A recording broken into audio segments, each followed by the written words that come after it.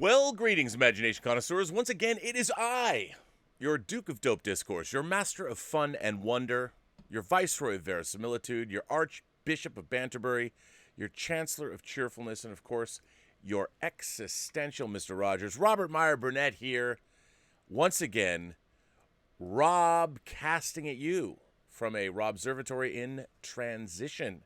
This is Robservations, the show about something. Robservations, episode number 468. And I'm coming at you, you imagination connoisseurs, you members of this, the Post-Geek Singularity community. Situation looks pretty grim as far as movies ever being released anytime soon in this country. Haven't really been managing this whole COVID thing. We had it going for a while there, but we aren't really doing it very well, which is par for the course, I guess, for us.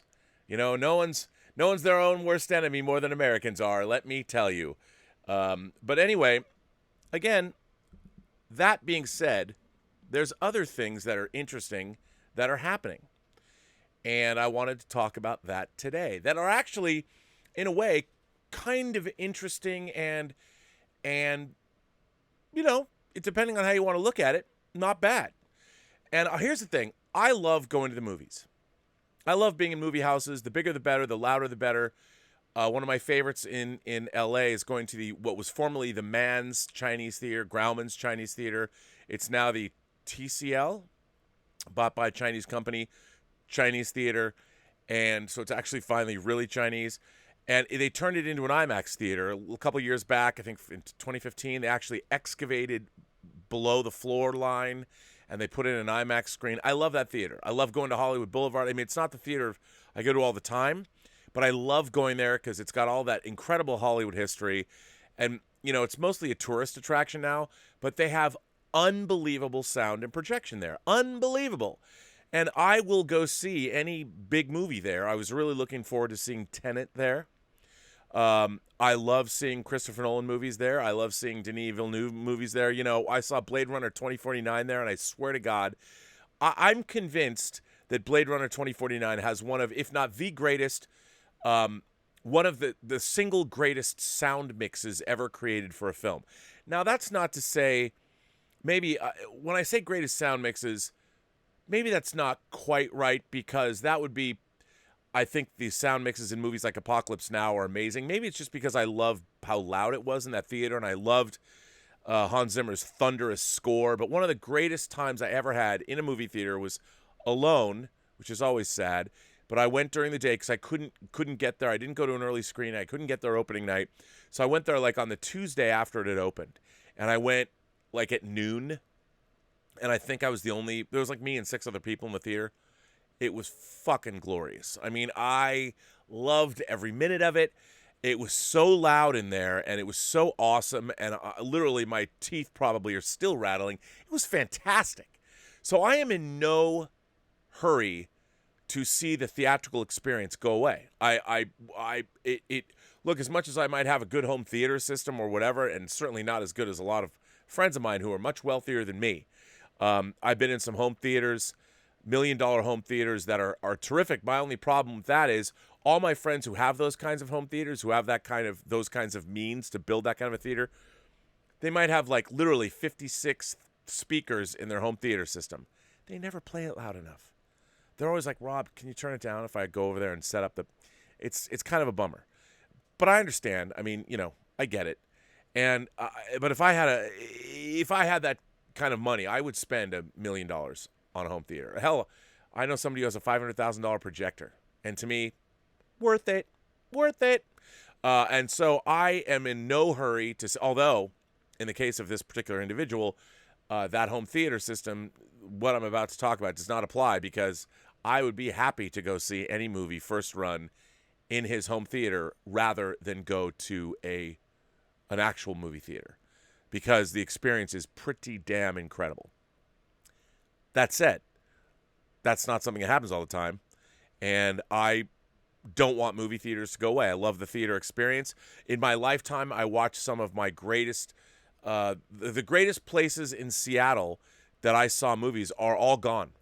all of the big houses, whether it was the Town, the Music Box, the John Dance, the South Center, the North Gate, the King, where I saw Close Encounters, the UA 150, my beloved UA 150. The only grand theater left in Seattle is the Cinerama, which is currently shuttered. It was owned by Paul Allen. His company Vulcan, his holding company, had it, owned it.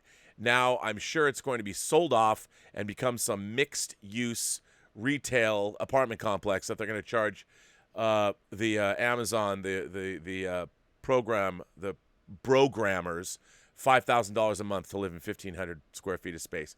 I don't know, but the Cinerama should be saved. It should be preserved, and they can, be innovative. Leave it there and build your mixed-use thing on top of it, but leave that corner alone. That's what I would do. That's what I think should be done. Anyway, interesting article that came out of Bloomberg Business Week.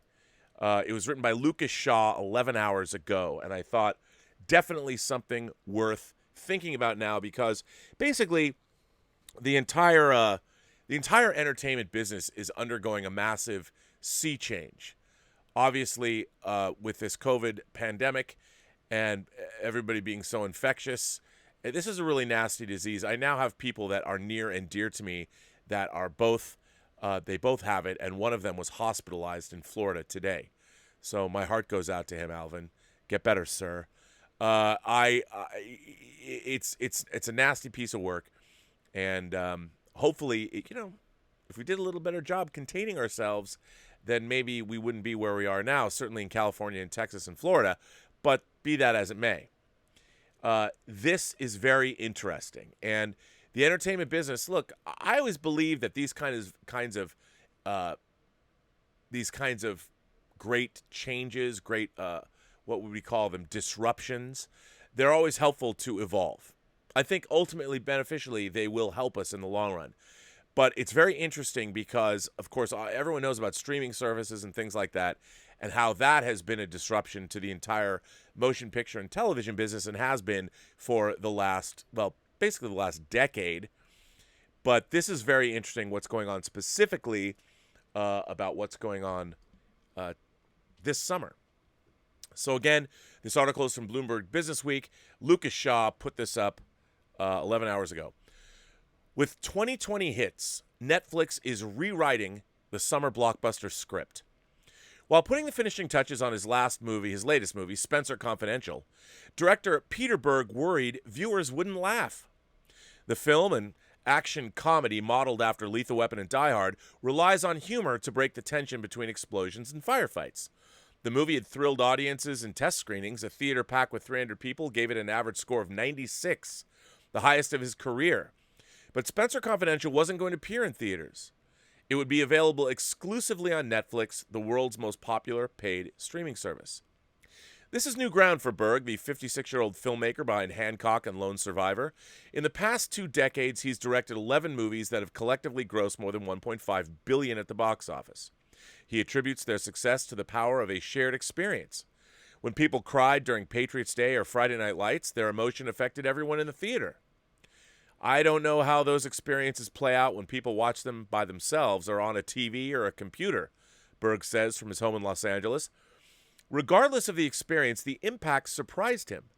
Not long after Spencer Confidential premiered on March 6th, fans sent him direct messages on social media sharing their favorite moments, and friends texted congratulations. Berg has been wearing a mask in public during the pandemic, but that didn't stop strangers from approaching him whenever he left his house. The volume of inbound messages grew by the day. Based on his unscientific gauge, he felt like he had a hit on his hands, maybe his biggest ever. In April, Netflix said 85 million households watched Spencer Confidential in the first 4 weeks after its release, the third largest film opening in company history. In comparison, about 76 million tickets were purchased to see 2018's Black Panther during its entire run in theaters in North America. While rivals scoff at Netflix's metric, which counts everyone who watches at least 2 minutes. They didn't used to, by the way. Netflix changed they considered a view, I think it used to be like 35 minutes, then they pulled it back and made it like 2 or 3 minutes. because some things they needed, it's very ironic, they needed to get those views. It's clear the company is satisfied. Berg and star Mark Wahlberg have signed on for a sequel, drawing again from Robert Parker's best-selling novels. Spencer Confidential marked the start of the first summer season in history when all of the biggest blockbusters have opened online. With theaters shut down around the world, Netflix has released more than 30 movies since mid-March, drawing huge crowds, with another action film, Extraction, starring Chris Hemsworth, as well as the comedy The Wrong Missy. Extraction has been viewed by more than 100 million households. The Wrong Missy, more than 60 million. Rival studios, meanwhile, have shifted movies once destined for theaters to their own streaming services or online rentals, releasing Trolls World Tour, Hamilton, and The King of Staten Island that way. Theater chains have dismissed this year as a one-off phenomenon because of the global pandemic. Studios are still eager to release big blockbusters such as the live-action Mulan and the new James Bond film in theaters. Christopher Nolan, the director of Inception and The Dark Knight, hopes to use his movie Tenet to reopen theaters in August. Warner Brothers has already pushed back the release date twice. Dollars to donuts, they're going to push it back again. Yet with each streaming hit, many filmmakers and Hollywood executives are starting to believe this year has provided a glimpse into the future. We're living in a radically different time in terms of how people appreciate viewing content. Whether that's good or bad, I don't know. It's just a real thing, Berg says. There are people who've watched Spencer on their phones, on their iPads, on their computers, and on their TVs. For them, it's been very satisfying.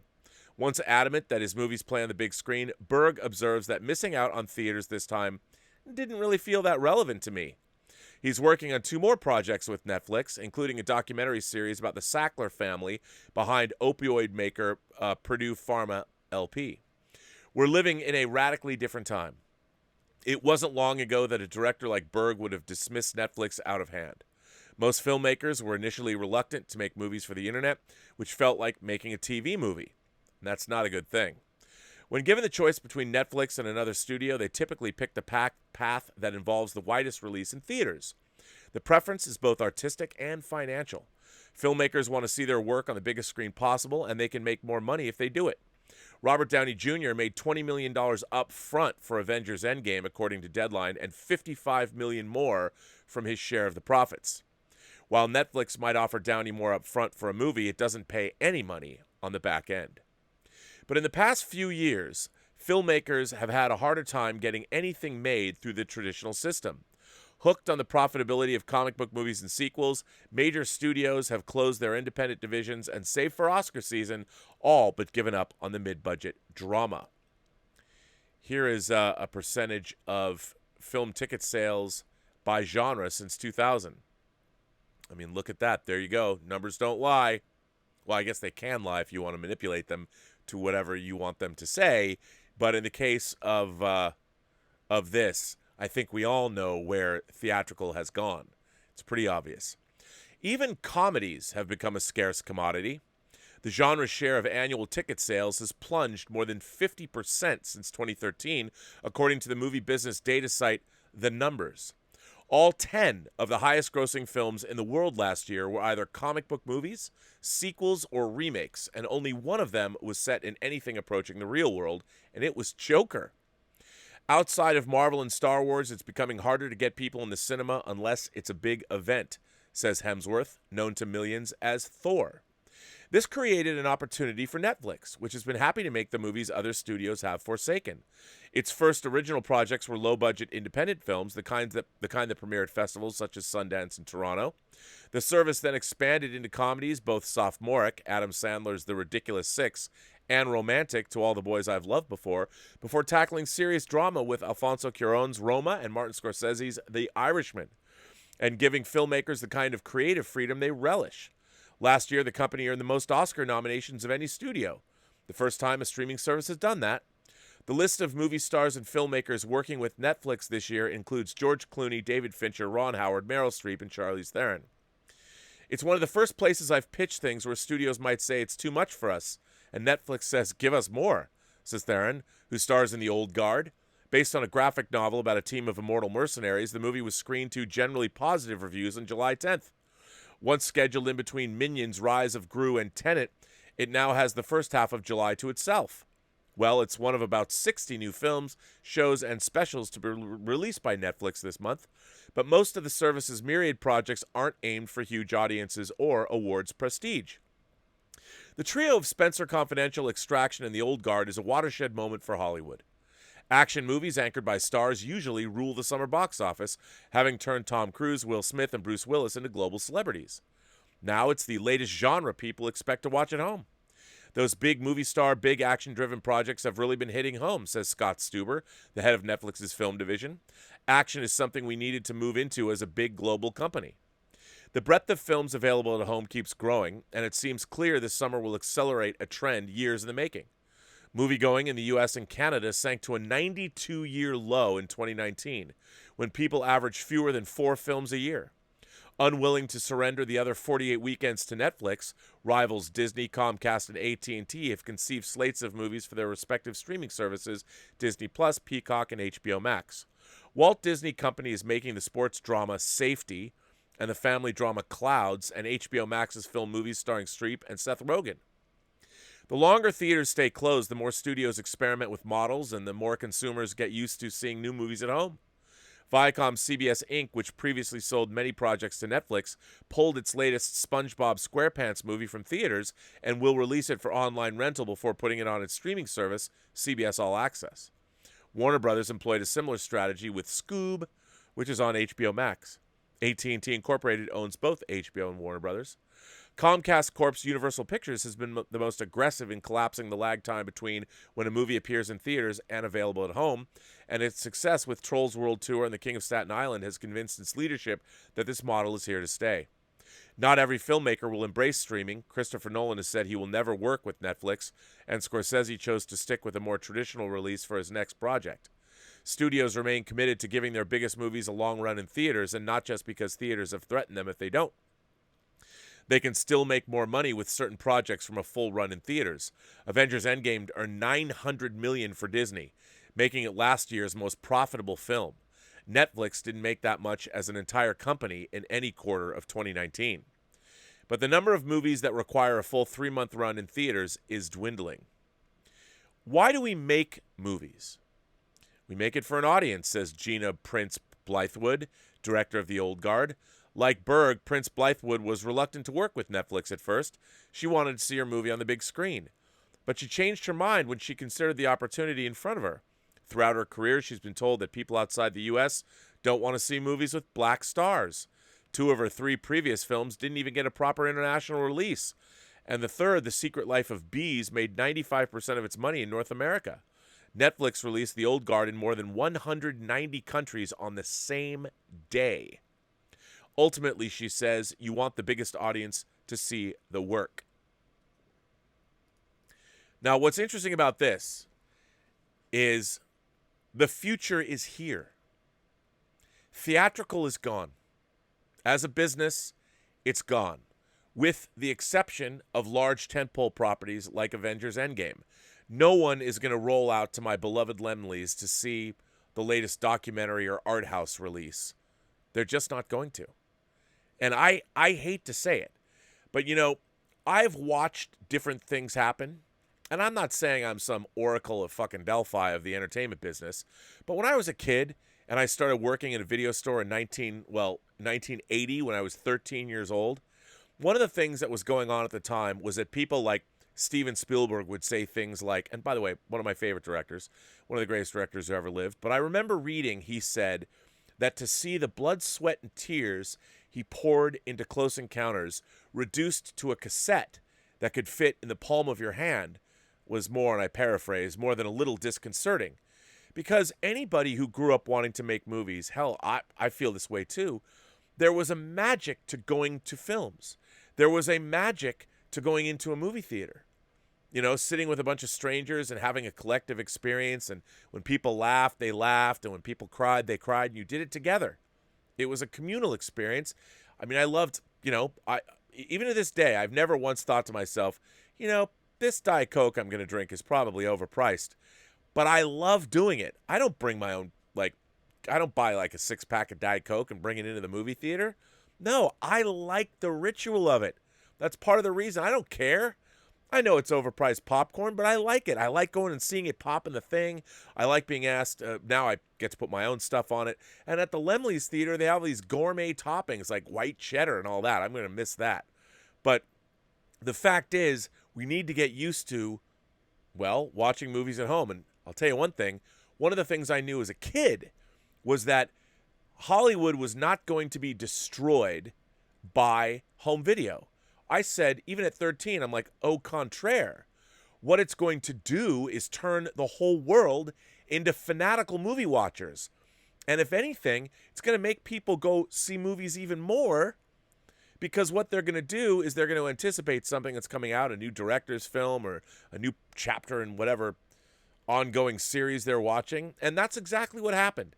The VCR turned people into movie fanatics. And sure, people could say, Rob, if you go back to like the 30s and 40s, more people were going to the theaters then. Well, yeah, because it was like 15 cents. It was much cheaper. It's gotten more expensive, I understand. But consuming content, whether it's great television or great movies, that is as popular as it ever was. And the idea, look, the Netflix just released, here's what kills me. So I don't know if you guys have seen this trailer yet. They dropped a trailer on Netflix today for a superhero movie, an original superhero movie, not based on a comic book. Or at least I don't think it's based. Maybe it is. Maybe it is based on a comic book. But it's Jamie Foxx and it's Joseph Gordon-Levitt. And Jamie Foxx and Joseph Gordon-Levitt. This would have been a theatrical release that I would have anticipated having seen the trailer 6 months ago. This trailer just dropped today. It's for a Netflix movie called Project Power. Here's the premise. On the streets of New Orleans, word begins to spread about a mysterious new pill that unlocks superpowers unique to each user. The catch? You don't know what will happen until you take it. While some develop bulletproof skin, invisibility, or super strength, others exhibit a deadlier reaction. The pill escalates crime escalates crime within the city to dangerous levels. A local cop teams with a teenage dealer and a former soldier fueled by a secret vendetta, that's who Jamie Foxx plays, to fight power with power and risk taking the pill in order to track down and stop the group responsible for creating it. The film was completed in 2018 and was penned by Madison Tomlin, who worked on the upcoming The Batman. Henry Jost and Ariel Schulman, Paranormal Activity 3, helm the film. Now, I'd never heard of this movie. Obviously, it's right up the imagination connoisseur alley. Here's the trailer for it. It looked like a combination of the movie Limitless that was turned into a series meets, I don't know, the X-Men or Fantastic Four. It looked cool. But the point is, I knew nothing about this movie. It stars Jamie Foxx and Joseph Gordon-Levitt. I saw the trailer, and I will watch this film. And the fact is, based on Spencer, based on the old guard, all bets are off. All of like the genre movies that I loved, no one's going to be making them again. Sure, that doesn't mean I'm not going to go see the latest Marvel films. I can't wait. I can't wait to see the rest of the MCU movies. I'm dying to see Eternals, and I want to see Black Widow. I can't wait. I want to see them in the biggest screen in the biggest theaters possible. That's what I want. That's what I really, really want. And I love the theater. I don't want it to go away. But the fact is that if we're in this pandemic, as I'm getting older, it's not worth it to me. It would suck to know that I was dying of some infectious disease or horrible cancer or something and realize that I've got 6 months left of my life, but the movie I really want to see is coming out in 9 months or a year. That would suck. I think it was Warren Zevon when he knew he was terminally ill, and he said, I just hope I live long enough to see the next James Bond movie. That's pretty much how I'd be in my life. And right now, here's the problem. The problem is these movies that have already been made, like No Time to Die and Tenet, both of them have had reported budgets of $250 million, probably upwards of that. They cannot be put on a streaming service without somebody taking a bath. I would imagine that movies like The Fast Saga, Top Gun Maverick, Tenet, No Time to Die, probably Mulan. The problem with people like, well, why don't you just stick them on a streaming service and people will watch it? Look at Netflix. Somebody will watch 100 million people will watch Spencer. Here's the problem. The studios, as we all know, because I talk about it on the show all the time, don't have like a bunch of money that they go out and make. Well, let's go make a $250 million film. They don't. They borrow that money. It's borrowed. They borrowed from a bank.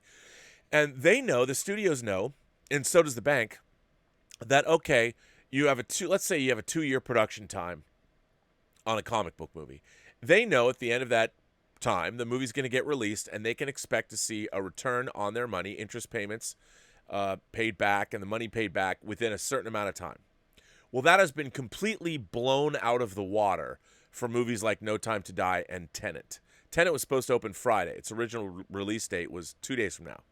Well, when they can't open, that means that the amount of money that they're owing it's been disrupted. So if you put a movie on a streaming service, while you can figure out from that streaming services however much they've earmarked to make movies, God knows how much Netflix is spending per year to make their programming, but $250 million is a big hit, and Netflix is not paying that much money for a streaming film yet. But the thing is, when they make a $250 million movie like a Tenet or like a No Time to Die, they are expecting $1 billion. I mean, they can say a movie like that could break even around $800 million, but it's really more like $1 billion. So they have to have theaters open. Worldwide, these movies, No Time to Die, Tenet, they have to make $1 billion. If they don't, it's a huge, huge financial loss for the studio. Now, we are not yet at a place where SVOD, like if Tenet's coming to the home, where they would charge you $50 or something, who's going to pay that? I don't know, but we're not there yet. So right now, the industry is in the middle of a conundrum, which is, all right, you're having all these movies, we're waiting, we need all theaters open. Theaters are closing in China, they're closing in Hong Kong. It doesn't look like California or Texas or Florida are going to be open for business anytime soon, especially with movie theaters. I'm expecting the full-on lockdown to hit us again any moment now. And so it's a problem. It's a problem for these movies. But going forward, look, I don't think a mid-level action movie, I mean, think about it. If Hunt for Red October was made today, it would be made for Netflix or Apple. I mean, the new Tom Hanks movie was a theatrical film. Now it's an Apple movie. And this is the future. We are here. We are here. And Netflix is healthy. They've got a subscription base. I mean, they're leveraged to the hilt. But, maybe if you expect they get up to 500 million subscribers worldwide or something, and each one of those subscribers is paying so much money, they know how much they're going to have to put in the pipeline. They know how much they're going to get. They got to pay off their debt first. But it is the future, and as much as I love theatrical, this is speeding up an inevitability. COVID-19 has sped up the inevitability of the theatrical experience. It's going away. It's going to go away. Because, why even bother? I want it to stay here, but the reality of the world right now does not support that. Now, interestingly enough, we talk about the old guard. I'm sure everyone's talking about the old guard.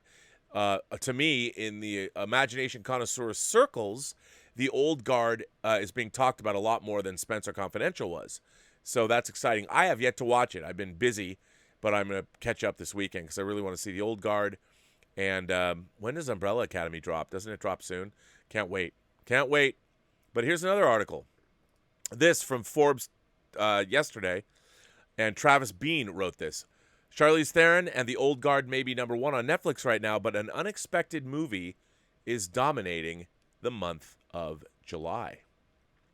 What might that be?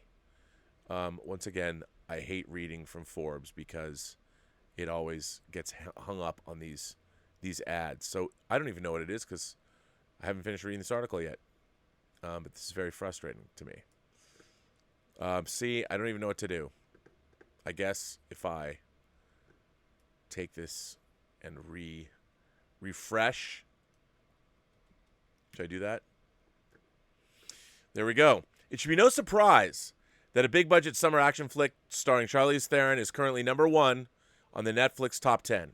Since its Netflix premiere on July 10th, the $70 million film has spent every day atop the daily list, beating out movies like The Lorax, Only, and the unseemingly stoppable 365 Days. But there's one movie the Old Guard will likely be chasing throughout the month of July. The unexpected hit, Desperados. Since the movie's Netflix premiere on July 3rd, Desperados has ranked in the top 4 positions of the streaming application's rotating top 10 list. The film spent its first 3 days in the number 2 position before claiming the number 1 spot on July 6th and 7th. In total, Desperados, which stars Nassim Pedrad and Lamorne Morris, has accrued 93 points in the month of July. You can read more about the Netflix point system here. That ranks above every other movie that is played on Netflix this month. Here's a rundown of the top 10 movies on Netflix during July's first 13 days. Desperados, Patriots Day, The Town, The Lorax, I Now Pronounce You Chuck and Larry, 365 Days, Only, 1,000 Words, The Old Guard, and the Eurovision Song Contest, The Story of Fire Saga. Obviously, The Old Guard has made quick work of getting on the top 10 list. But even if the Theron vehicle keeps the pace up, it'll have a hard time catching Desperados, a film that, at first glance, seems like it'll have great longevity on the Netflix top 10. In its first 4 days on Netflix, The Old Guard has accrued 40 points for a daily average of 10. The best a movie can possibly do, but that's not too far above Desperados' first 4 days average of 9.25. In its first 11 days on Netflix, Desperado has averaged 8.45 points per day.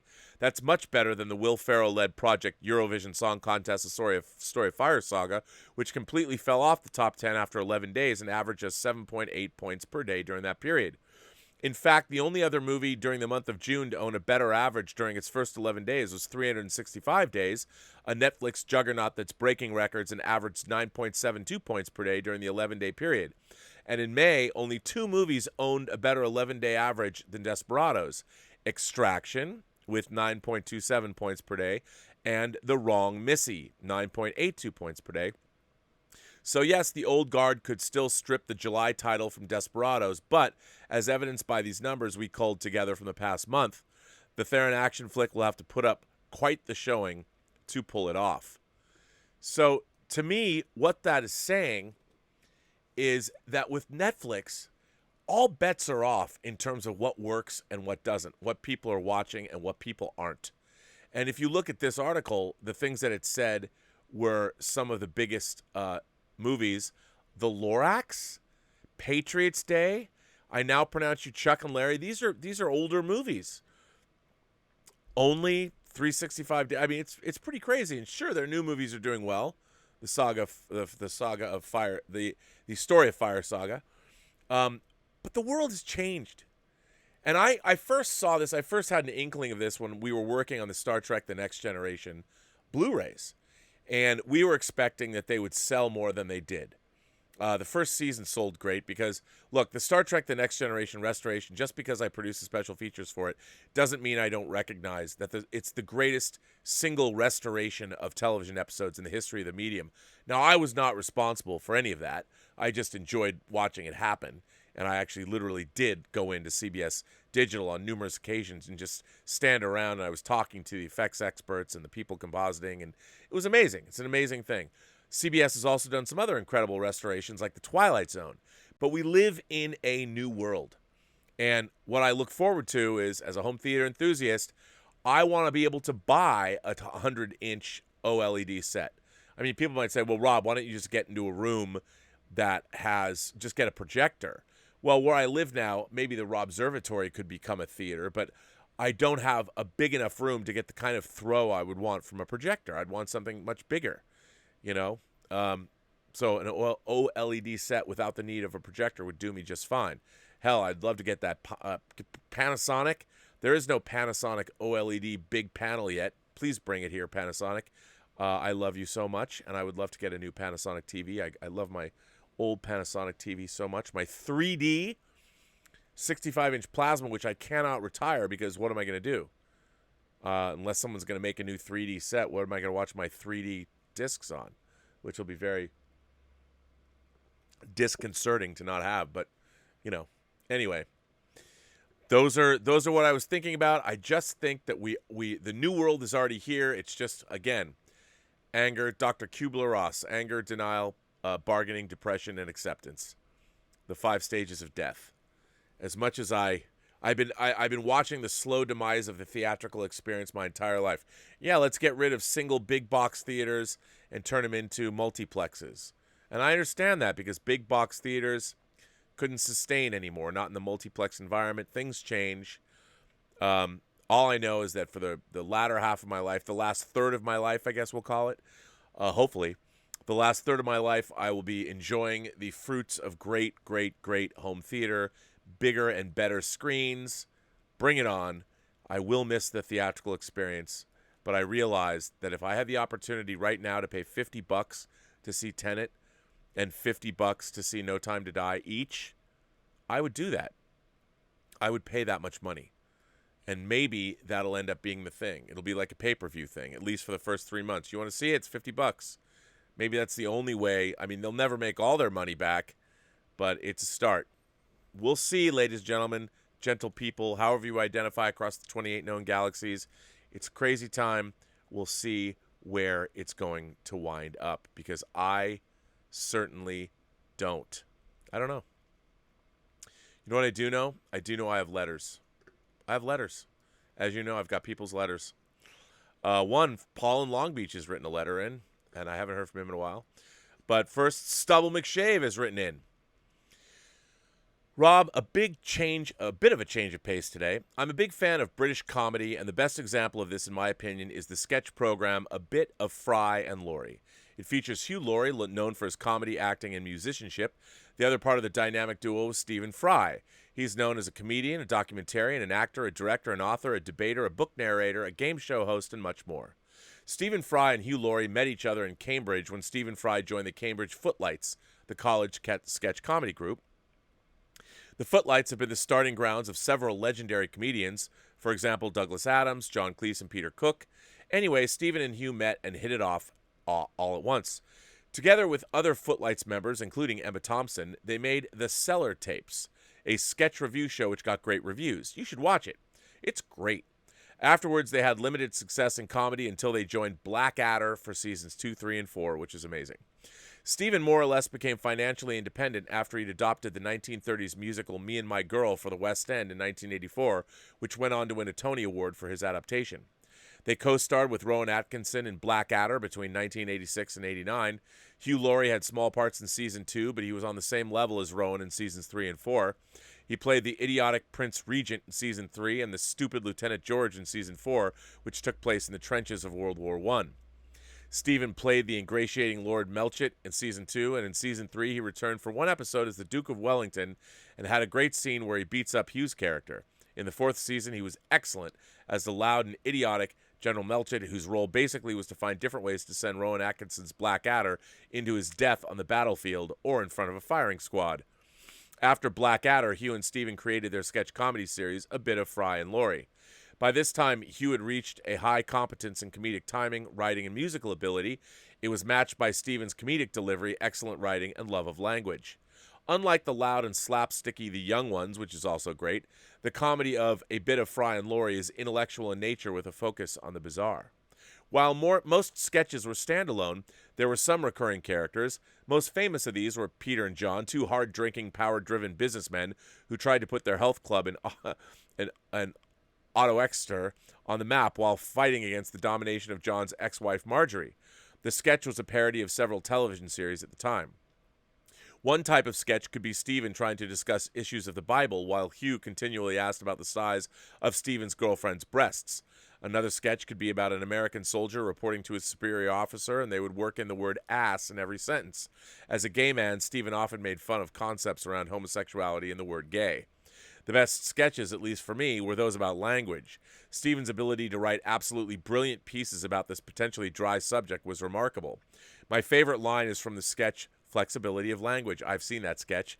When Stephen says, imagine a piano keyboard, 88 keys, only 88, and yet, new tunes, melodies, harmonies are being composed upon hundreds of keyboards every day in Dorset alone. Our language, Tiger, our language. Hundreds of thousands of available words, trillions of possible legitimate new ideas, so that I can say this sentence and be confident it has never been uttered before in the history of human communication. Hold the newsreader's nose squarely, waiter, or friendly milk will countermand my trousers. One sentence, common words, but never before placed in that order. And yet, oh and yet, All of us spend our days the same thing, saying the same things to each other time after time, living by clichéic learned response. I love you. Don't go in there. You have no right to say that. Shut up. I'm hungry. That hurt. Why should I? It's not my fault. Help. Marjorie is dead. You see? That surely is a thought to take out for a cream tea on a rainy Sunday afternoon. There are some sketches that touch on geek culture. In the sketch, A Word, Timothy, Stephen plays the father who wants to get his son out of the house for his 25th birthday.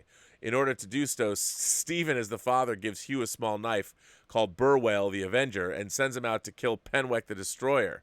He basically tells his son to go undercover at Saffron Walden and assimilate with the people there. In the sketch, Mr. Dallard, We've Been Activated, Hugh enters a model shop and says, "Good morning." This is apparently the code word for activating a communist terror group in the model shop. Here are some episodes I think are great. The Understanding Barman, From Here to Just Over There, a.k.a. American Ass, Flexibility of Language, Photocopying Your Genitals With, Don't Be Dirty, The Word Gay. Other than comedy, you should check out Hugh Laurie and House MD. Stephen has done less-known projects, but they're great. A few things you should check out is the movie Wild, where he plays Oscar Wilde, in which he was nominated for a Golden Globe. You should also check out the movie Bright Young Things, which he directed. Finally, you should check out his wonderful documentary, The Secret Life of the Manic Depressive, which also features Carrie Fisher, and you can find it on YouTube.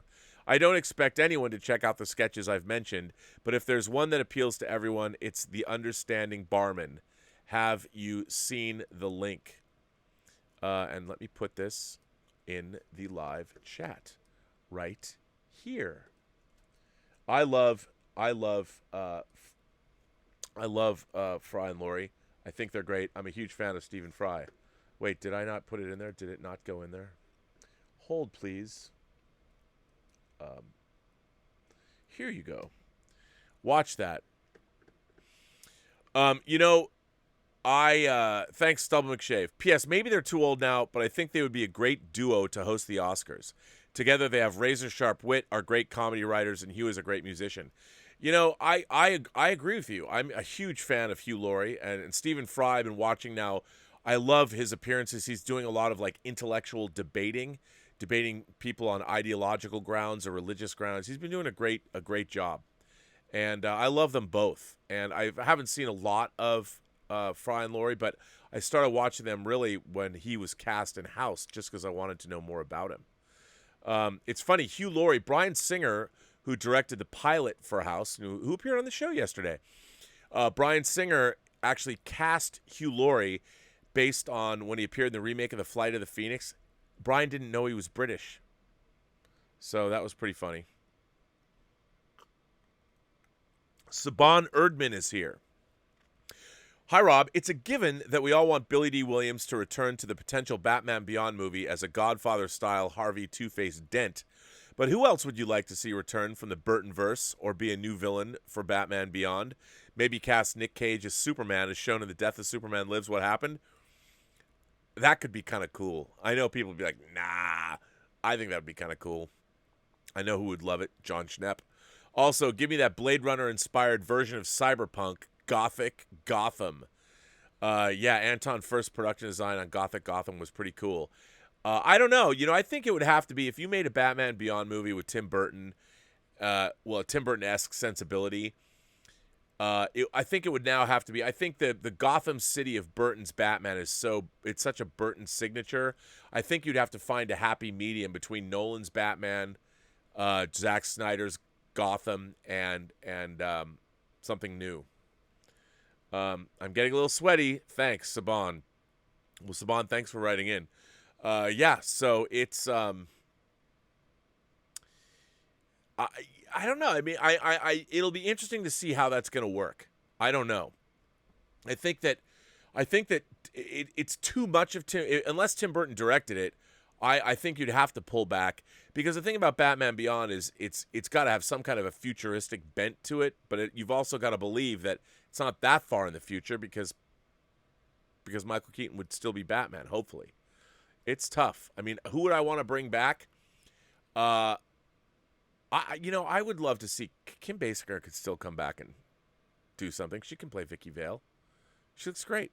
Maybe they finally hooked up. I think it'd be kind of nice. And Kim Basinger can do no wrong. Spawn Urban continues on and says, I wrote an article, the website has since been shut down, when X-Men Days of Future Past was released, and the whole basis was that Lauren Schuler Donner and Bryan Singer don't consider X-Men The Last Stand and X-Men Origins Wolverine as canon. Was I correct, or was I just blowing hot air? I think you're pretty correct. Should I call Bryan again and ask him? Let's see if he picks up the phone. I don't know, he might be up. I'll call him. I'm going to call him again. Because why not? Since you asked the question, I'll find out. Maybe he'll pick up an answer. You never know. I mean, to be honest, I did tell him that I was going to call yesterday and talk about X-Men because it was the 20th anniversary. We'll see if he picks up. Maybe I'll just make a daily call to him. Maybe he's still sleeping. You never know. We shall see.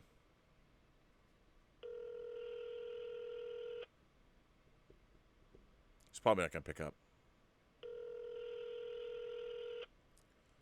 I feel like the theme to... Hello, sir. Bryan, I can't believe you picked up. I'm at Shake Shack. Why wouldn't I? You're at Shake Shack? I have a question from a viewer, and I figured, well, I'll just call up Bryan and ask him. Oh, sure. I'm just so he knows, we're getting an order at Shake Shack, so that may disturb the process a little bit, but okay. It's a quick question. The question is, when you were making Days of Future Past, did you consider X-Men The Last Stand and X-Men Origins Wolverine as canonical, or did you disregard those films? I considered, I really, Days of Future Past, oh my goodness, I feel so embarrassed.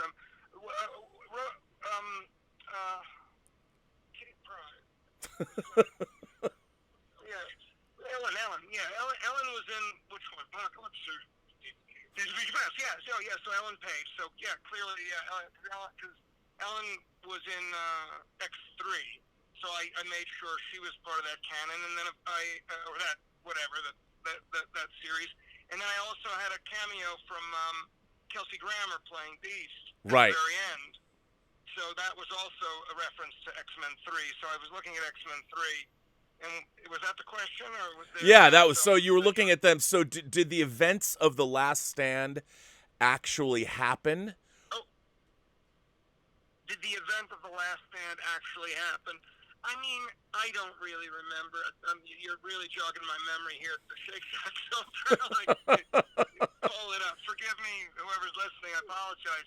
And now the gentleman's coming to deliver our order. Let me put my little mask thing on. Well, no, I'll let you go. I figured I'd call and ask you.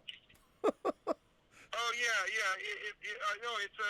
I definitely took it into consideration and thought about it. And in my mind, if Ellen Page and Kelsey and those folks are in it, and there are probably some other things I'm just forgetting about. I haven't rewatched it in a long time, so I should. But yes, I did take that into account. The events themselves, it's hard to really, say because, we're messing with time. But yeah. Now, I included it. Now, in X-Men Origins, Wolverine's whole past, when he fought in multiple different wars and everything like that, did you consider that canon too? Yes. All right. Well, yeah. I did. I mean, he's an ageless man who had seen so much, and it wasn't with Wolverine. It's not. He's lived so long and been through so much, but then so much got erased when Stryker put the adamantium in him, and that was his whole conundrum: is he'd lived this historic life, but yet that took into account all those events, but once he was messed with, he didn't know what he was, and that was kind of what X-Men 1 was about, and then 2, and then Days of Future Past, and all that business. But, sorry, my mind. I had a mind. I know who my cast are, and I just literally my brain just had one of those moments. Well, you are at Shake Shack. Are you in the Shake Shack on Santa Monica, down by your house? I'm at Shake Shack on Santa Monica. Let me put my mask back on because I'm trying to be super responsible. I love that Shake Shack. We always eat there when we do our Inglorious Trexperts podcast at Dean Devlin's office. You do? Oh, we watched last night. We were watching. We were just rolling through old sci-fi stuff, and we watched the the Shatner sketch from Silent Live. The Get Alive sketch. And it was the Get a Life sketch, and I was telling my sister about how I had this amazing dinner with the two captains. I've told you about that. Yeah. Writing a soul thing. But yeah, I hope I answered. Nope, you answered it. It was great. It was great. I won't bother you again, but I appreciate that. No worries. Yeah, and I'm still telling you, you're gonna get a kick out of. In fact, I'm just gonna have to fire you off some photographs. So I don't see you if you're not able to come over soon enough, because I acquired some really interesting things. I can't wait to see them. I'm Great. very excited. All right, man. We'll enjoy Shake Shack. All right, thanks so much, and thanks for the question. All right. Talk to you soon. See ya. Well, there you go, Saban. Straight from the horse's mouth. What YouTube show can get you that? Huh? But that was actually a good question. And Brian's answer was interesting. I always put him on the hot spot like that. So there you go. Omar94 is here. Hey, Rob, for a while now, two things have bothered me when reading comics and even watching comic book movies and TV shows. The first problem is the fact that even with so many superheroes out there, there is still crime happening on a regular basis. For example, in Marvel, almost all of the heroes operate in New York, yet somehow there's still crime happening. You would think with most of them there, crime would not be a big thing, but no, you still have Spider-Man having to stop muggers all the time. DC is like that too, where crime always happens. You would think crime would not be such a big thing, especially when you have powerful heroes like Superman, who can pretty much change everything, but no. The second problem is how average people still live in cities where the heroes operate. In Marvel, I always wondered why civilians still live in New York when so much happens all the time, like buildings being destroyed and falling down or alien invasions happening every other day. You'd think people would have left and moved somewhere else, where there were no cataclysmic events happening, but no. DC is like that too. Like with Gotham City as an example. You'd think that if Gotham was filled with so much crime and corruption, people would have eventually left and moved somewhere safer. But no, people still live there and have to deal with Batman, Joker, and all the other crazy people who operate there. That's just something I always wondered. I'm not sure why writers don't really explore those two ideas, but that's something I would take into consideration if I was writing stories with superheroes and villains. Thanks, and live long and prosper. Omar, I got to tell you, buddy, think about that. So we live in LA. I lived in West LA. I lived in Hollywood for a very long time. Now I'm living in Pasadena. There are police all over the city dealing with crime every day. There's crime, there's hundreds of crimes, if not thousands of crimes every day. The cops fight them. We don't have superheroes. So if you think about it, when you're watching when you're reading a comic, it's not like cataclysmic, world-shattering things are happening all the time. I mean, think about Daredevil. You know, I've been going through my Daredevils. Like, for instance, so here's I'm gonna take this and get it slabbed. This is Daredevil, the beginning of you can't really see it. Hang on. It's Daredevil 227. And by the way, in cherry condition, 227, where the beginning of this Frank Miller's run when Kingpin comes back and destroys Daredevil's life, but Daredevil is not like he's fighting clandestine organizations or he's fighting Typhoid Mary or he's fighting the Kingpin himself, but it's not like a lot of this stuff spills over into the general public. I mean, imagine when we go to sleep at night, how much stuff goes on that we know nothing about. You know, how many, like, trucks that pass by us on the internet are actually full of all kinds of super weapons or maybe a moving viral lab or maybe even a nuclear weapon that we know nothing about that just keeps moving all around the country 24/7 to make sure that if nuclear war does break out, we have a mobile system that nobody knows anything about to counterstrike. I don't know. I just think that there's a lot of the world, most of the world, that we don't see. So, but I do think you have a very good point there to make. I definitely think that you do. So kudos to you, sir. Omar also goes on to say, I just wanted to let everyone know that July 15th, 2020 is the 15th anniversary. That's today. The 15th anniversary of Tim Burton's Charlie and the Chocolate Factory, which released on July 15th, 2005. I actually have an action figure of that I have of that version of Willy Wonka. I know a lot of people bash that movie, but I will admit that I actually do not dislike it. It's not as good as the original Gene Wilder version, but I still quite like it. If it's on TV and there isn't anything else on, I'll put it on and watch it. I do have some problems with it, though. I didn't like any of the musical numbers the Oompa Loompas sang, and I did not like Johnny Depp's performance as Willy Wonka. Don't get me wrong, I think Johnny Depp is a really good actor, but I found his performance as Wonka to be very off-putting.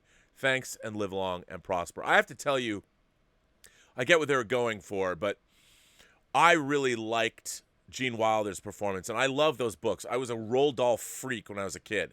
I mean, I read Charlie and the Chocolate Factory and Charlie and the Great Glass Elevator I don't know how many times. Danny, the Champion of the World, James and the Giant Peach.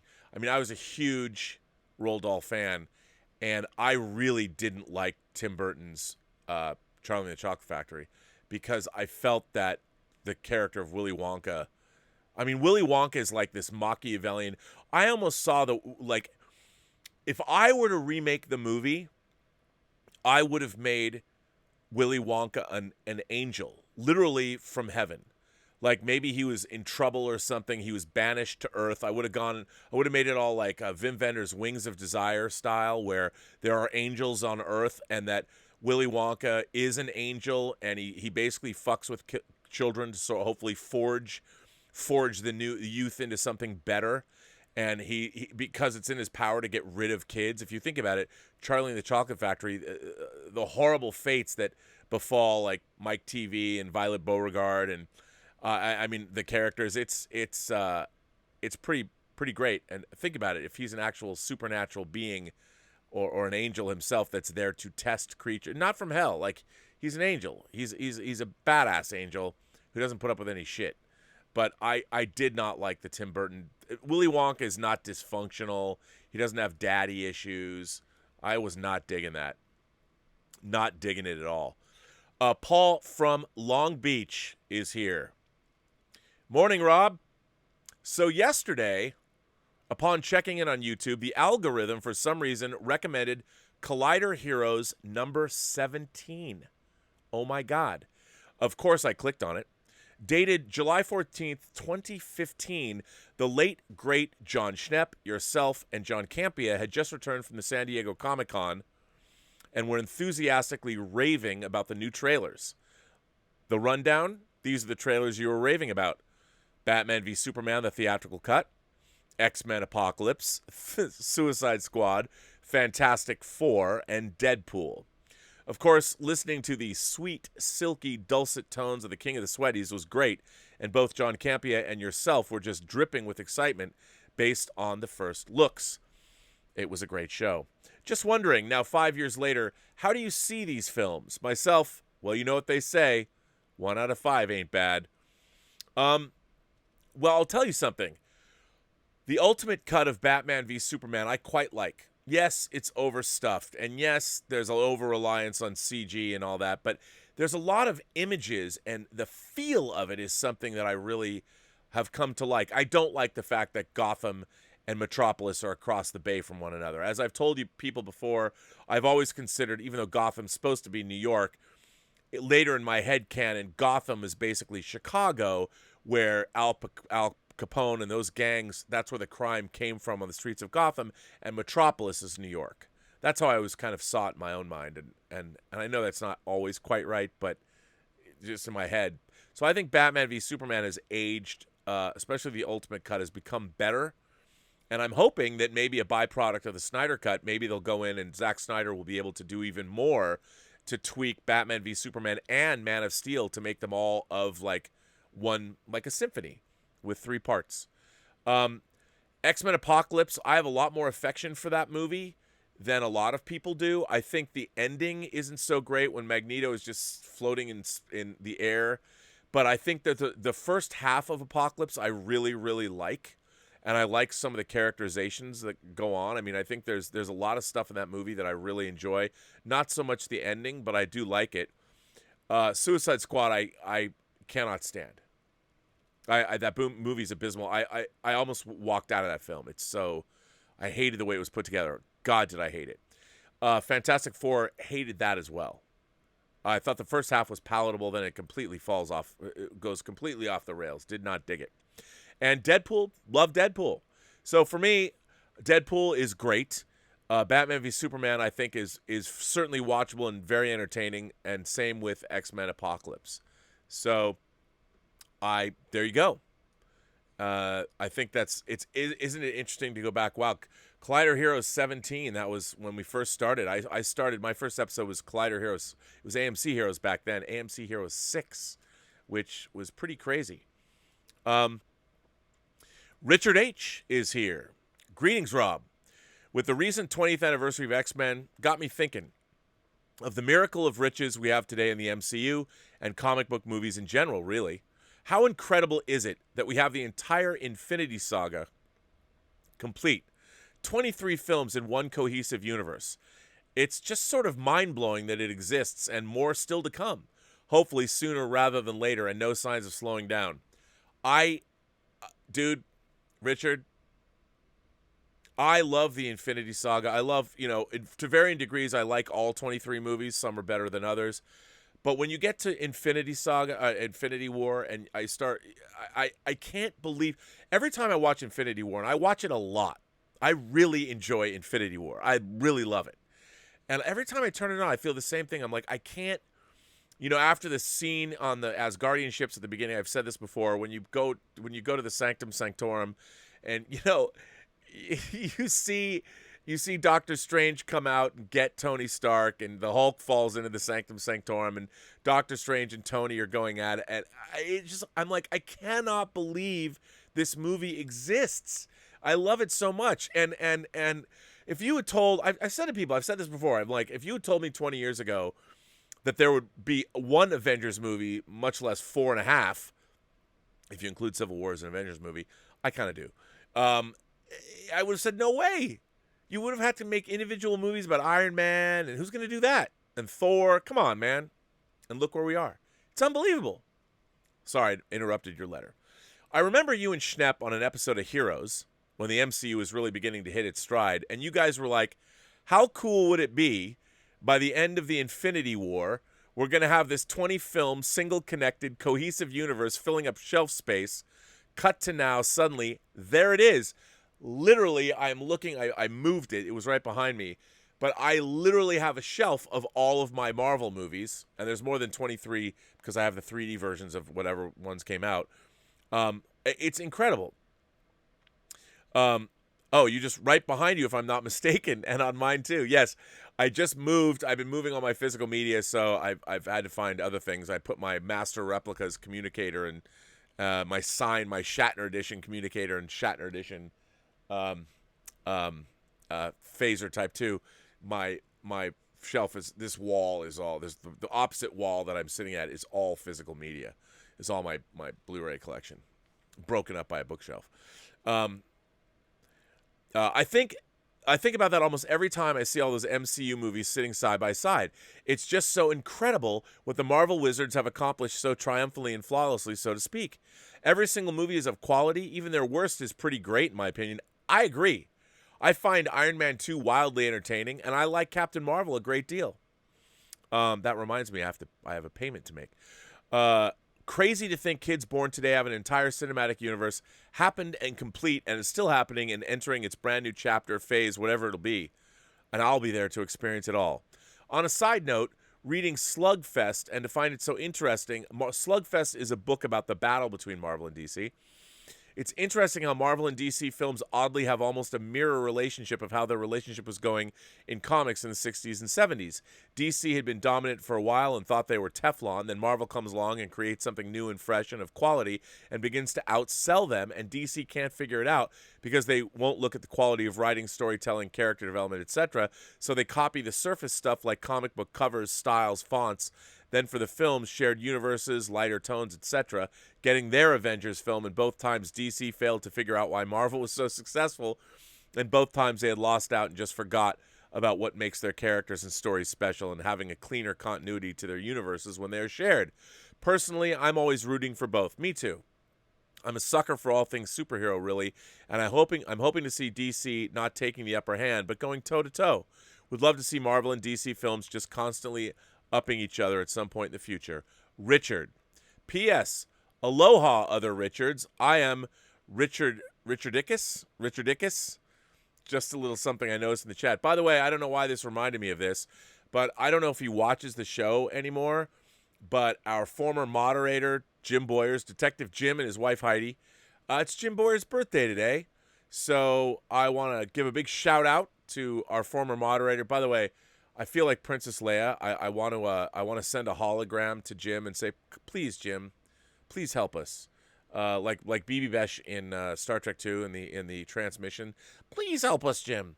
But also, you're our only hope. You're not our only hope, but it'd be great to have Jim come back. I know everybody misses him. I miss Jim. But it's his birthday today, so happy birthday to Mr. Jim Boyers. I also have a letter here from Ian Samuels, which was somewhere here. I had it, and it's right here. Rob and fellow Robservationists. Many vehicles have become famous when used in films and TV. Kit in Knight Rider, the A-Team van, the General Lee from the Dukes of Hazzard, and the Gran Torino from Starsky and Hutch, to name but a few. But there are some interesting stories about the use of cars in TV and film. Here's a couple. When someone decided it would be a good idea to try and reboot Knight Rider in 2008, they approached the Swedish sports car manufacturer Koenigsegg if they would be interested in providing the new kit. Koenigsegg loved the idea, but because of the expense of their cars, they told the producers they could only provide 2 for the entire series. So the producers were approached by Ford, who said they could offer them as many Mustangs as they required. Seems that Ford still considered cars disposable. Well, to be fair, Koenigsegg's are not quite built on assembly lines. Interestingly enough, during the making of Back to the Future, they were also approached by Ford, who once again offered them Mustangs. In response, Bob Gale told Ford, Doc Brown doesn't drive a fucking Mustang. During the entire run of the Starsky and Hutch TV series, they only used 10 Ford Gran Torinos. I didn't know that.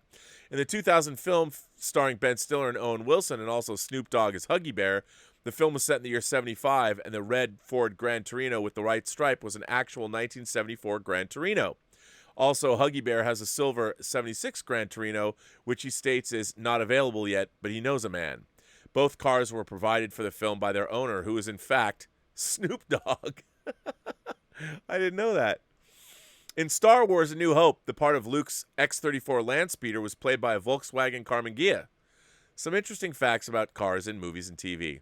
Also available now from Amazon in both paperback and ebook, Winter, a crime novel written by myself and my wife based in North Wales. Might as well give myself a plug. No one else will. I'll give you a plug. I didn't know that. Okay. Amazon has Winter from our own Ian Samuels, a crime novel written by myself, well, Ian Samuels, and his wife, set in North Wales. Might as well give myself a plug. No one else will. Also, B.L. Alley is also a writer. I don't know if he's got stuff on Amazon. I think he does. So our own B.L. Alley and Ian Samuels are resident wordsmiths. So it's good to have them. Let's see what you guys are saying out here in Chatland. Let's see. I don't know what you're saying, so let me go backwards and see. Willow's here, says, if a major theater chain like AMC ends up going under, would new theater chains just emerge and take over? How long and difficult would such a transition be? That's a good question, Willow, as it pertains to what I was saying earlier. I think if theater chains went down, the only way, I mean, theater, you have to have theater, you could, maybe a mom and pop theater, you'd have, but they're very expensive to run. I think we're going to see, honestly, depending on how this COVID-19, how it all plays out, I could see our theatrical business being seriously curtailed. I think the only place in the world that I have confidence that movie theaters will never die is France. I think the French, just the way they look at art, the way they look at culture, they would never allow cinemas to die. There will always be a place to see movies in France. I believe that, but I think it's going to be tough. You know, I hope movie theater chains can handle it. I hope they can weather the storm because I really want to see. I want to see all of these movies that are coming out, whether it's Mulan, whether it's Tenet, whether it's Top Gun Maverick, whether it's No Time to Die, whether it's the Fast Saga, whether it's the Eternals, whether it's Black Widow. I want to see all of these movies in the theater, and I really miss it. This is the first time in my life where I'm in the middle of July right now. It's July, literally the middle of July, and I haven't seen a movie since March. I mean, that's something that's never happened in my life. That's crazy. Julius Goodwin is here. He sends in a tip and says, it is by the goodness of God that in our country we have those three unspeakably precious things: freedom of speech, freedom of conscience, and the prudence never to practice either of them. Mark Twain. You got to love Samuel Clemens. The man he was an amazing guy. No time ever in American history have we proven that to be real. Am I right? Julius goes on to say, to do good is noble. To tell others to do good is even nobler and much less trouble. Oh, my God. So good. And Julius drops in another one. The human race is a race of cowards. And I am not only marching in that procession, but carrying a banner. Yeah, I don't know. People are less cowardly. They're more emboldened to do stupid things. So it's crazy. Sister Harrow is here. Hello, RMB. How are you? Oh, it's RMB. You said RBM, but that's okay. No one ever gets my name right. I'm telling you. Sister Harrow, thank you for being here. And I appreciate the support for the channel. Thank you so much. Phage Lives sends in a super chat. Well, thank you very much, Phage. Hey, Rob, I found this little company online called the Weyland-Yutani Corporation. I saw that they were looking for fresh new blood. Their motto is building better worlds. I mean, it looks cool. And you thought not?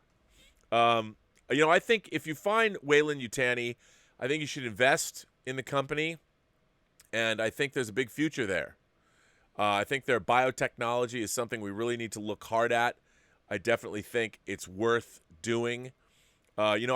Surprisingly enough, I have a number of Weyland-Yutani shirts. One I just washed and need to fold. Yes, I'm one of those. I fold my t-shirts. I do. I feel the need to. James Lucas sent in a super chat and says, hey, Rob, I was born in 1976, so I never got around to Blade Runner. Watched it and 2049 last night. Awesome. Where's the Dawn of the Dead episode? Well, you know what?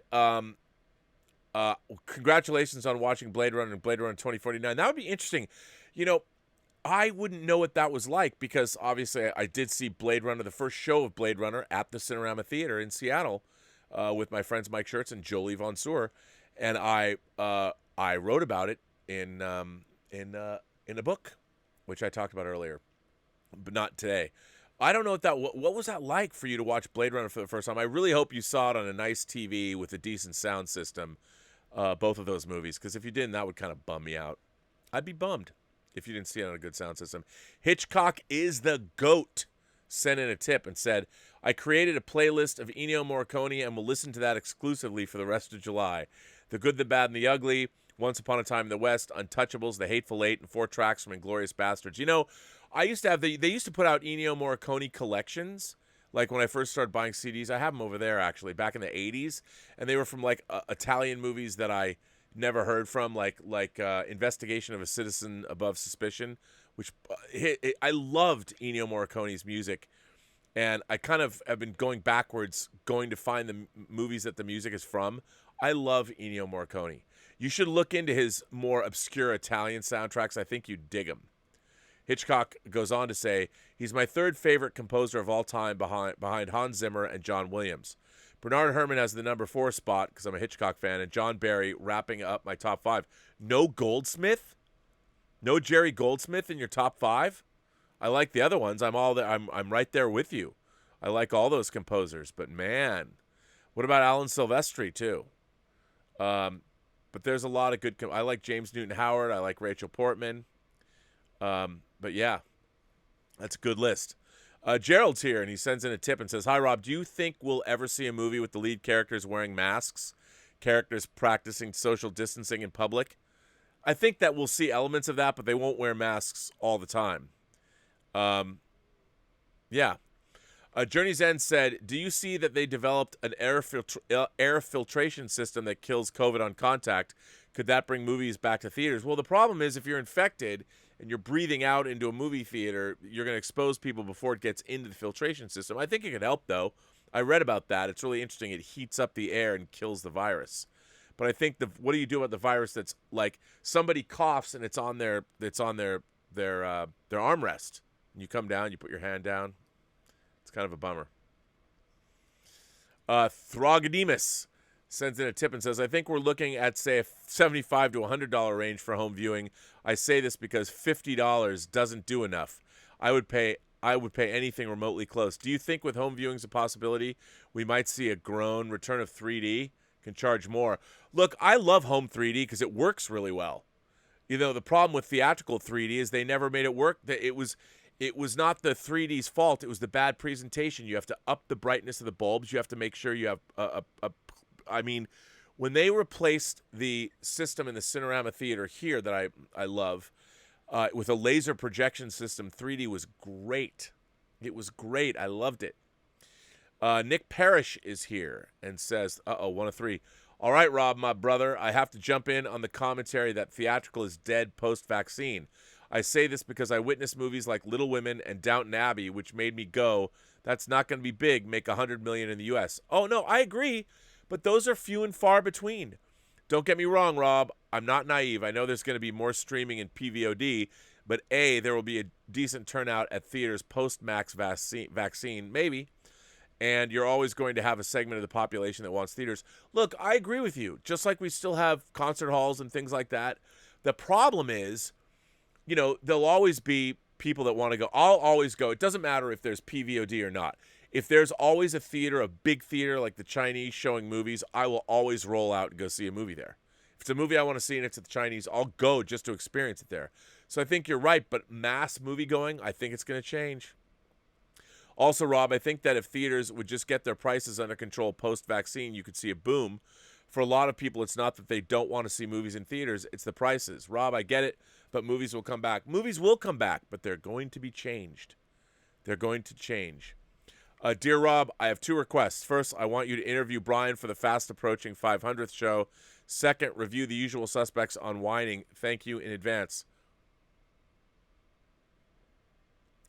Well, all I can tell you about the 500th show is stay tuned. Stay tuned. And whining, I think Usual Suspects, that's a great idea.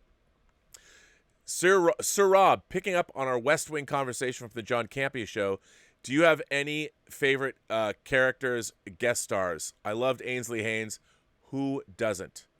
I wanted to cast her in Free Enterprise. I actually met with her. I love Ainsley Haynes. I just loved Ainsley Haynes and wish she would have been made a main cast member. I do too. I usually have West Wing on while working on my comic book. I am a huge, huge fan of Ainsley Haynes. I also really liked Timothy, from 30-something. He played the reporter. What's his name? Timothy Busfield. And I forget the name of his character. And I'll tell you, my favorite guest stars, though, were later in the series. Alan Alda and Jimmy Smits. You know, the 5th season of West Wing is the worst season of that show. It's when Aaron Sorkin left after the 4th season, and they tried to regroup. Oh my God, it's painful to watch. And I thought the West Wing would never come back. But when they had the end of the show and they had the election, that was really interesting. I thought that was really, really great. So, I'll tell you the story, David. I don't know if I guess you were watching because you saw it this morning. So I told this story on the John Campea show. So in 2007, Bryan Singer took a bunch of us to Hawaii and for the Christmas season. And we actually got stuck there. We were there for 2 weeks. It was a great place to be stuck. And we were staying at a place called the Kahala. And Bryan put us all up there. And I was there with my girlfriend at the time. And the last day that we were there, we're sitting on the beach, playing guitars and, drinking and eating food and all this. And I see out of the corner of my eye, I see this guy walking up the beach, and it's Aaron Sorkin. And Brian's a huge West Wing fan, and I'm a huge West Wing fan. And I just finished watching, I think Mary had given me the DVD set for Christmas. And I had watched, before we went on the trip, up through the 4th season of West Wing again, saw the names of the episodes, and I got up and I was sitting next to Brian. I go, dude, that's Aaron Sorkin. Brian's like, that's not Aaron Sorkin. I go, you know it is. I'm going to go bring Aaron Sorkin back here. So I went and I introduced myself, and he was there with his daughter, and I apparently his ex-wife at the time.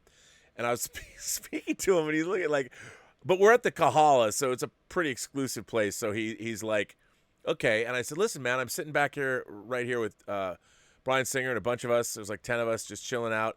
Why don't you come join us? Have a drink or something. And he's like, you're here with Brian Singer? I went, yeah. So Aaron Sorkin comes over, and we just hung out with him for like 2 hours. And Brian even invited, Brian always flies private, and invited Aaron to come back on the private jet, which was pretty funny. He did not take us up on that, but it was funny because when I went up to him, I think the only reason he kept talking to me was I told him, I said, listen, I just watched the first 4 seasons of West Wing on DVD.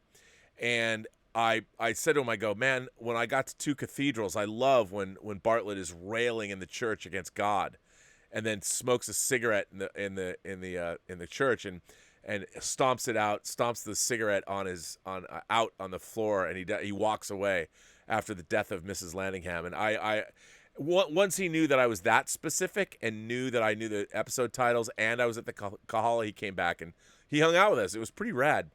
So I love the West Wing. Love it, love it, love it. Stubble McShave says, choose one. A good low-budget movie in the theaters without need to worry about the virus, or 2, Tenet at home. That's a good question. I have a pretty good system. I really want to see Tenet, especially after watching Memento and what he's going to play, how he's going to play with time. I mean, I would rather see a movie like Tenet, a big budget spectacle, because why not? A good low budget movie is fine, but I would much rather see Tenet. I hate to say it, I would, just because I want to see it. Jason Bueno is here. Jason Bueno says, do you like Sonos? I like Sonos, adding more speakers. I don't know. Do I?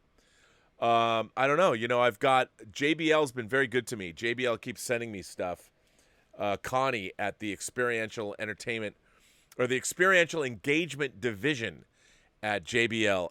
I get sent things, like they sent me these headphones, these wireless headphones that are pretty damn good, and I've been using them. I haven't used them on the show yet, but I've been using them wandering around, and they're connected to my phone. It's awesome. I love them. And then she just sent me these, which are pretty dope. They're gaming headphones, these JBL Quantum 800s. I want to try these out. They look great. They light up, though. I don't know how that would look. I got to try that, though. I don't know much about Sonos, unfortunately. I do not know. So I haven't used them, but I'm sure they're good. Yeah, so I'm actually rewiring the Robservatory. I'm gonna set up a full-on surround sound system in here. I don't have a screen yet. I don't have a big screen, but I'm gonna set up a surround sound system in here. Cause why not? Cause that would be fun. Yes, and soon I'm gonna change the opening of Robservations. I think I'm going for the 500th show. I'm gonna have panning shots around the Robservatory. I'll finally be done for the 500th show. I'll finally have everything set up. Brandon Sheehy, actually, what did I missed? Wait a minute. I've missed chats. Sub McShave said, since Julius was brandishing quotes, here's one from Oscar Wilde. Morality, like art, means drawing a line someplace. That's a great quote. I love that quote. It certainly does. And Brandon Shee goes on and says, Rob, which do you prefer, crazy late 80s, 90s Gary Oldman, or 2000s, 2010s dignified Gary Oldman? I'd love another Leon-type Wilde performance. Oh, my God. Well, two of my favorite Gary Oldman in Sid and Nancy. Come on. Peak Gary Oldman. I love Romeo is Bleeding. I love him in that movie. And Lena Olin, oh my God. I'm the kind of guy that watches movies like Romeo's Bleeding and finds Lena Olin to be the sexiest thing known to man. And come on. Everyone loves Unbearable Lightness of Being. I get it. But Lena Olin in Romeo's. If you guys haven't seen Romeo's Bleeding, do yourselves a favor and watch Romeo's Bleeding. What a cast, what a movie. I love that movie so much. It's so good. It's hard to find, though. It's hard to find. Watch that. So I think I'm going to go with 80s and 90s Gary Oldman. I like dignified Gary Oldman. I have a hot toy action figure of Commissioner Gordon, of Gary Oldman as Commissioner Gordon. And he's dignified. You know, I get it. So, yeah. Well, ladies and gentlemen, guess what? I'm bringing an end to Robservations episode. I know it's a short one today. It is a short show. But I am bringing an end to Robservations. Oh, it's not that short, I guess. It almost went an hour and a half.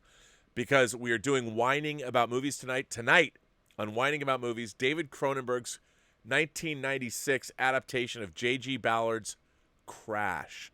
Not that other Crash, but the good Crash. And boy, I can't wait to see what you guys are going to say about that. If you've seen it, I don't know if you have, but I hope you will enjoy it. So join us tonight at 7 o'clock for Whining About Movies, episode 53, where we dig into David Cronenberg's Crash. And I have to say, I just moved my Crash Laserdisc over there, but thanks to Dieter Bastian, I have the 4K restoration of Crash all the way from Germany. So thank you, Dieter, my fairy godfather in Deutschland, to get me the great physical media that he gets me over there. So I appreciate that, Dieter. So thank you for that. So yeah, so tonight, 7 o'clock, join us on the Burnettwork for Whining About Movies, episode 53. I want to thank everybody for being here. I want to thank everybody for supporting the channel. I want to thank my moderating staff. I want to thank Mike Bodden. I want to thank Greg Smith. I want to thank Haynock, who's here. I also want to thank the Richard, of course. Big thanks to Richard.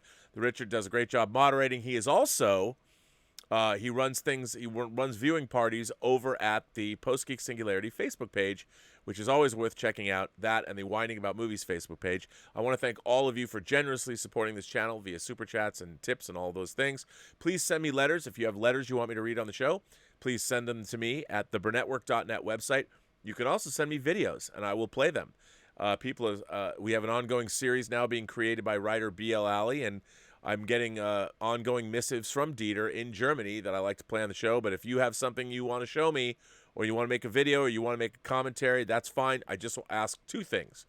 One, remember, please take into consideration the other people that are in this community, and be mindful of them as well. And two, if you add music in it, you have to make sure that the music is not flagged. You got to use the free music YouTube makes available, and I do check. So anyway, I'm now bringing an end to this show. And remember, as everybody knows, every person you meet has a story to tell that you have yet to hear. And all you have to do is listen.